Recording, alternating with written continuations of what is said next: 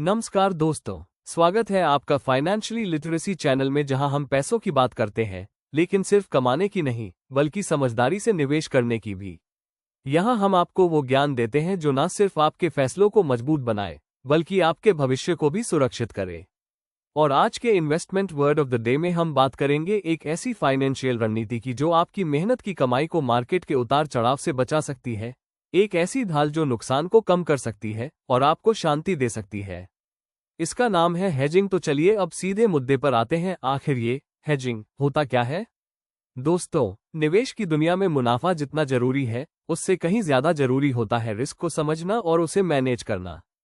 और यहीं से शुरू होती है हेजिंग की असली कहानी। हेजिंग एक ऐसी रणनीति है जिसमें आप अपने निवेश को संभावित घाटे से बचाने के लिए एक बैलेंसिंग प्लान बनाते हैं। मतलब, अगर एक एसेट पर नुकसान हो रहा है तो दूसरा एसेट उस नुकसान की भरपाई कर सके, यही है हेजिंग। सरल भाषा में समझें, हेजिंग कोई चमत्कार नहीं है जो घाटा पूरी तरह टाल दे, लेकिन यह नुकसान का असर कम जरूर कर देता है। मान लीजिए आपने 5 लाख रुपए का निवेश शेयर बाजार में किया है, लेकिन आपको लगता है कि मार्केट गिर सकता है। ऐसे में आप 2 लाख रुपए का निवेश डेट फंड्स या गोल्ड जैसे सुरक्षित एसेट में करते हैं। अगर मार्केट गिरता है और आपके शेयर घाटा देते हैं तो गोल्ड या डेट फंड्स का फायदा उस नुकसान को कम कर देता है। इस संतुलन की प्रक्रिया को ही कहते हैं हेजिंग। तो याद रखिए, हेजिंग कोई मुनाफे की गारंटी नहीं है बल्कि ये एक स्मार्ट निवेशक की ढाल है जो हर परिस्थिति के लिए तैयार होता है। अब जब हमने समझ लिया कि हेजिंग क्या होती है और क्यों जरूरी है, तो चलिए जानते हैं हेजिंग के मुख्य प्रकार कौन कौन से होते हैं और इनका इस्तेमाल कैसे किया जाता है। हेजिंग को मोटे तौर पर 3 मुख्य कैटेगरी में बांटा गया है। पहला, इस प्रकार की हेजिंग में करेंसी रिस्क को कंट्रोल किया जाता है। ये तब ज्यादा इस्तेमाल होती है जब आपको किसी विदेशी मुद्रा फॉरेन करेंसी में भुगतान करना हो या भुगतान मिलना हो। उदाहरण, मान लीजिए आपकी एक इंडियन कंपनी है और आपने अमेरिका से कोई सामान ऑर्डर किया है जिसकी पेमेंट 3 महीने बाद डॉलर में करनी है। आज डॉलर 83 रुपए का है, लेकिन अगर 3 महीने बाद 87 रुपए हो गया तो आपकी लागत बढ़ जाएगी। इस रिस्क को कवर करने के लिए आप आज ही एक मनी मार्केट हेजिंग का इस्तेमाल करते हैं, जैसे कि डॉलर में शॉर्ट टर्म डिपॉजिट या फॉरवर्ड कॉन्ट्रैक्ट। इससे आप करेंसी की कीमत के बढ़ने से होने वाले नुकसान से बच सकते हैं। दूसरा, फॉरवर्ड कॉन्ट्रैक्ट एक प्री प्लान समझौता होता है जिसमें आप किसी एसेट को भविष्य की किसी तय तारीख पर तयशुदा कीमत पर खरीदने या बेचने का वादा करते हैं। उदाहरण, मान लीजिए एक एक्सपोर्टर को 6 महीने बाद 1 लाख यूरो मिलने हैं। उसे डर है कि अगर उस समय यूरो की कीमत गिर गई तो उसे कम रुपये मिलेंगे। इस रिस्क को दूर करने के लिए वो आज ही बैंक से एक फॉरवर्ड कॉन्ट्रैक्ट साइन कर लेता है जिसमें तय होता है कि उसे 6 महीने बाद 1 यूरो के बदले 90 रुपये मिलेंगे, चाहे उस समय रेट कुछ भी हो। इस तरह से वो अपने रेवेन्यू को सुरक्षित कर लेता है। यही होती है फॉरवर्ड कॉन्ट्रैक्ट हेजिंग। तीसरा, फ्यूचर्स कॉन्ट्रैक्ट भी फॉरवर्ड की तरह ही होता है, लेकिन ये स्टॉक एक्सचेंज पर ट्रेड होता है और पूरी तरह रेगुलेटेड होता है। उदाहरण, मान लीजिए आपके पास आईटी सेक्टर के शेयर हैं और आपको लगता है कि अगले महीने रिजल्ट खराब आ सकते हैं जिससे शेयर गिरेंगे। आप एनएसए पर आईटी इंडेक्स फ्यूचर्स में शॉर्ट पोजीशन ले लेते हैं, यानी आप उस सेक्टर के गिरने पर फायदा कमाने का सौदा करते हैं। अगर वाकई मार्केट गिरता है तो आपके शेयर का नुकसान फ्यूचर्स कॉन्ट्रैक्ट के प्रॉफिट से कवर हो जाता है। इस तरह फ्यूचर्स कॉन्ट्रैक्ट्स हेजिंग में ट्रेडर्स और इन्वेस्टर्स को ज्यादा फ्लेक्सिबिलिटी और पारदर्शिता मिलती है। इसके अलावा एक और आधुनिक तरीका है ऑप्शंस हेजिंग, जिसमें आप कॉल या पुट ऑप्शन खरीदकर संभावित घाटे को सीमित कर सकते हैं। ये थोड़ा जटिल होता है, लेकिन पेशेवर निवेशकों के बीच काफी लोकप्रिय है। उदाहरण, अगर आपने किसी शेयर में निवेश किया है और आपको डर है कि यह गिर सकता है, तो आप उस पर पुट ऑप्शन खरीद लेते हैं। अगर शेयर गिरता है तो पुट ऑप्शन का मूल्य बढ़ जाता है और नुकसान की भरपाई हो जाती है। तो दोस्तों, आपने देखा, हेजिंग एक ही तरीका नहीं है। ये आपकी जरूरत, रिस्क प्रोफाइल और मार्केट की स्थिति के हिसाब से अलग अलग रूपों में की जाती है। अब जब हमने हेजिंग के प्रकार समझ लिए हैं, तो सवाल उठता है, क्या हर निवेशक को हेजिंग करनी चाहिए और क्या इसके कोई नुकसान भी है? चलिए अगली स्लाइड में जानते हैं हेजिंग के फायदे और सीमाएं। हेजिंग के फायदे और नुकसान, advantages and disadvantages of hedging को विस्तार पूर्वक उदाहरणों और दर्शकों की रोजमर्रा की भाषा में समझने योग्य तरीके से पेश करते हैं। इस सेक्शन का उद्देश्य दर्शकों को संतुलित दृष्टिकोण देना है, यानी हेजिंग की अच्छाइयों को समझाना, लेकिन साथ ही इसकी सीमाएं भी जाहिर करना। अब तक हमने समझा कि हेजिंग क्या है, ये कैसे की जाती है और कितने प्रकार की होती है। लेकिन एक जागरूक निवेशक बनने के लिए ये जानना भी जरूरी है कि हेजिंग करने के क्या फायदे हैं और इसके साथ कौन कौन सी सीमाएं जुड़ी होती हैं। चलिए विस्तार से जानते हैं हेजिंग के फायदे और नुकसान। सबसे पहले बात करते हैं हेजिंग के फायदे, एडवांटेजेस ऑफ हेजिंग। मार्केट हर दिन ऊपर नीचे होता है और खासकर अगर आप शेयर बाजार या कमोडिटी में निवेश कर रहे हैं तो रिस्क और ज्यादा होता है। हेजिंग आपको इस उतार चढ़ाव से सुरक्षा देने का काम करती है। नुकसान के समय भी आपकी पूंजी की रक्षा होती है। उदाहरण, अगर आपने 10 लाख रुपए इक्विटी में लगाए हैं और आपको डर है कि बाजार गिर सकता है तो 2 लाख रुपए गोल्ड या डेट फंड्स में शिफ्ट करके आप संभावित नुकसान से बच सकते हैं। DSRA लिक्विडिटी बनाए रखने में मदद, हेल्प्स मेंटेन लिक्विडिटी। कई बार जब मार्केट में गिरावट आती है तो लोग घबराकर अपने एसेट बेच देते हैं, जिससे कैश फ्लो प्रभावित होता है। लेकिन अगर आपने पहले से हेजिंग की हुई है तो मार्केट की गिरावट से होने वाले नुकसान को आप संभाल सकते हैं और इस तरह आपको अपने जरूरी निवेश या प्लान्स को तोड़ना नहीं पड़ता। तीसरा, पोर्टफोलियो में स्थिरता, bring stability to portfolio. Hedging का सबसे बड़ा फायदा ये है कि ये आपके पूरे पोर्टफोलियो की वोलेटिलिटी को कम करता है। यानी जब बाजार में उथल पुथल हो तब भी आपका निवेश संतुलन में रहता है। ये उन निवेशकों के लिए बेहद फायदेमंद है जो लॉन्ग टर्म फाइनेंशियल गोल्स जैसे रिटायरमेंट, बच्चों की पढ़ाई या घर खरीदने के लिए प्लान कर रहे हैं। मानसिक शांति, पीस ऑफ माइंड। मार्केट का अनिश्चित माहौल अक्सर निवेशकों के लिए तनाव भरा हो सकता है, लेकिन जब आप जानते हैं कि आपने रिस्क को कवर कर लिया है तो मन को शांति मिलती है और आप बेहतर फैसले ले पाते हैं।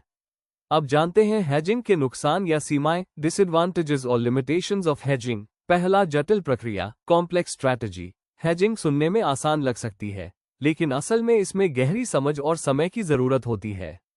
खासकर फॉरवर्ड, फ्यूचर्स या ऑप्शंस जैसे टूल्स के लिए आपको मार्केट की अच्छी जानकारी होनी चाहिए। नए निवेशकों के लिए ये थोड़ा उलझा हुआ हो सकता है। बिना समझ के हेजिंग करना नुकसानदायक हो सकता है।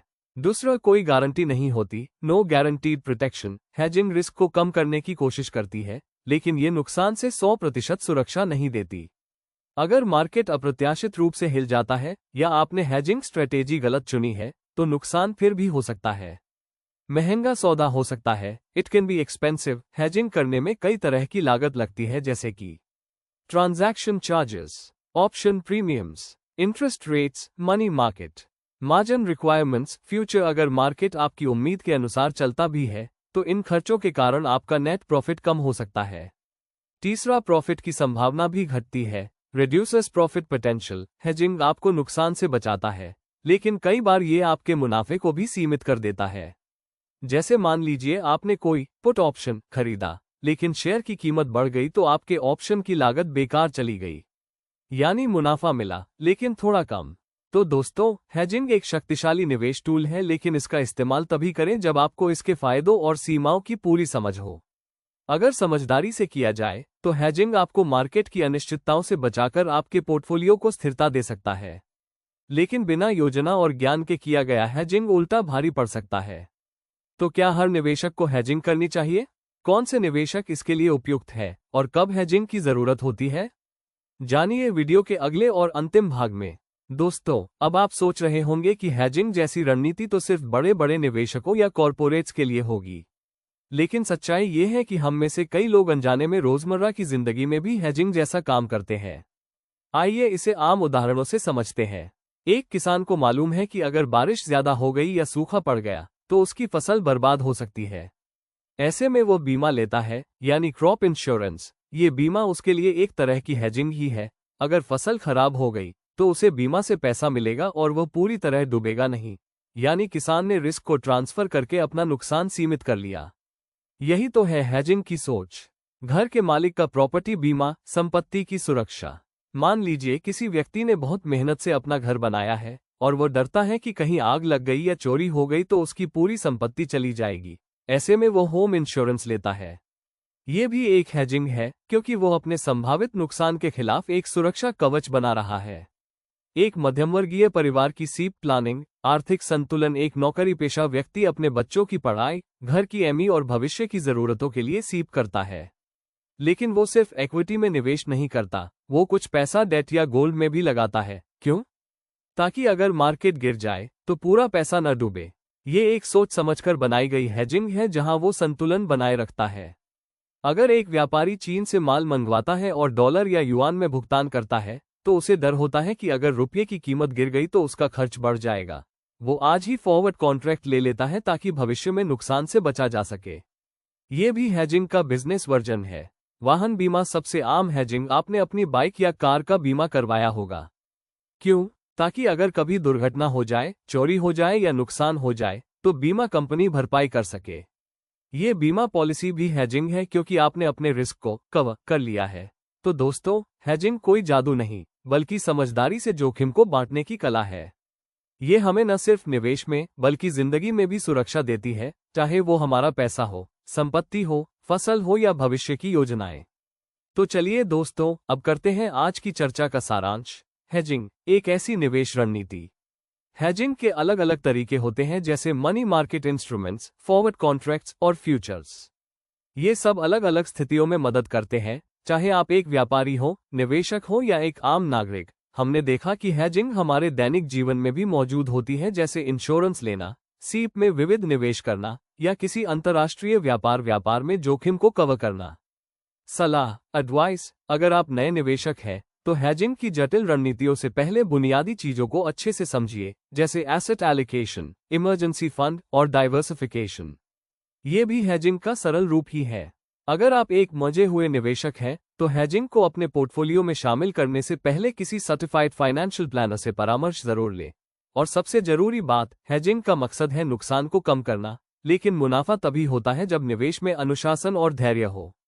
तो दोस्तों, आज आपने सीखा कि हेजिंग केवल एक वित्तीय शब्द नहीं, बल्कि एक ऐसी सोच है जो हमें सतर्क और जिम्मेदार निवेशक बनाती है। समझदारी से किया गया हर छोटा कदम, चाहे वो निवेश हो या बीमा, आपके वित्तीय भविष्य को सुरक्षित और स्थिर बना सकता है।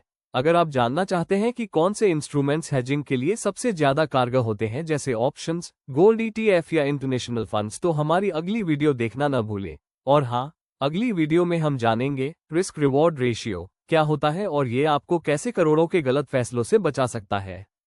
वीडियो पसंद आया हो तो लाइक जरूर करें, अपने अनुभव कमेंट में साझा करें और शेयर करें उन दोस्तों के साथ जो निवेश की शुरुआत कर रहे हैं। और ऐसे ही ज्ञानवर्धक और भरोसेमंद वित्तीय कंटेंट के लिए हमारे चैनल फाइनेंशियली लिटरेसी को सब्सक्राइब करना न भूलें। इस वीडियो में दी गई जानकारी केवल शैक्षणिक और जानकारी देने के उद्देश्य से प्रस्तुत की गई है। ये किसी भी प्रकार की निवेश सलाह, इन्वेस्टमेंट एडवाइस, वित्तीय अनुशंसा, फाइनेंशियल रिकमेंडेशन या व्यापारिक निर्णय लेने के लिए बाध्यकारी नहीं है। आपसे निवेदन है कि किसी भी निवेश से पहले अपने वित्तीय सलाहकार, फाइनेंशियल एडवाइजर से सलाह अवश्य लें।